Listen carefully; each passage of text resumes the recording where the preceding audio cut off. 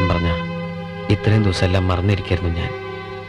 ചേച്ചി എത്തിന്ന് കേട്ടപ്പോ നെഞ്ചിലെടുത്തി വീണ പോലെ തോന്നിയത്. സോമ, ഇനി ഒളിച്ചെന്നിട്ട് കാര്യമില്ലെന്നാ വക്കീല് പറഞ്ഞത്. കുറെ പേരൊക്കെ കോടതിയിൽ സറണ്ടർ ആയിട്ടുണ്ട്. ഇപ്പൊ സാഹചര്യം വെച്ച് നോക്കുമ്പോ ഒന്നാം പ്രതി നീയാവും.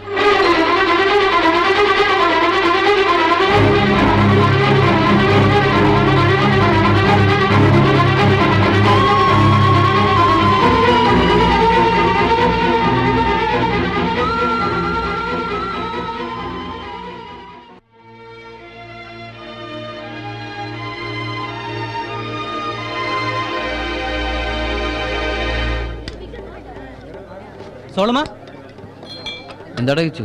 നാടകങ്ങൾ ഇന്ന് നടക്കും തോന്നുന്നില്ല. പുറത്ത് അവന്മാര് കരുതിക്കൂട്ടി നിൽക്കണേ. രാഷ്ട്രീയത്തിനെതിരായിട്ട് നാടകം കളിച്ച ക്യാമ്പസ് കുരുതി കളാക്കുന്ന പറയണേ. പിന്നെ ഒന്ന് പോമരടാ പാടാ. സോളമ, ഞാൻ പറയണത് മാറിക്കട.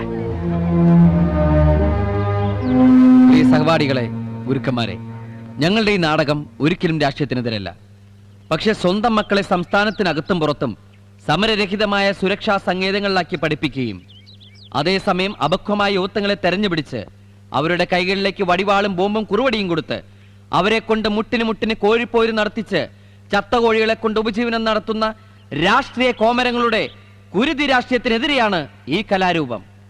ചതിക്കുഴിയിൽ വീണ അകാലത്തിൽ പൊലിഞ്ഞുപോയ നമ്മുടെ ആത്മസുഹൃത്തുക്കളുടെ കല്ലറകളിൽ നിന്ന് ഉൾക്കൊണ്ട തിരിച്ചറിവോടെ അവരുടെ മാതാപിതാക്കളുടെ കണ്ണുകളിൽ നിന്ന് ഉതിർന്നു വീണ ചുടുകണ്ണീരിനെ സാക്ഷിയാക്കി ഞങ്ങൾ ആരംഭിക്കുന്നു.